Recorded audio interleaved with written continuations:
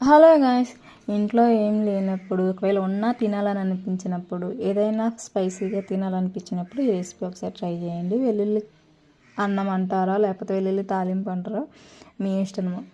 ఏం లేదు, చాలా సింపుల్ అనమాట. దీన్ని నెయ్యితో చేసుకొని చాలా బాగుండిద్ది. నెయ్యిలో కొంచెం ఎక్కువ క్వాంటిటీలో వెల్లుల్లి తీసుకొని అంతే కొంచెం జీరా తీసుకొని కరివేపాకు తాలింపులు ఇంకా కారం సాల్ట్ వేసేసి కొంచెం ఫ్రై అయిన తర్వాత రైస్ వేసి కలిపితే ఆ ముద్దకి ఆ వెల్లుల్లి తగులుతూ ఉంటే ఆ టేస్ట్ చాలా బాగుండిద్ది అనమాట.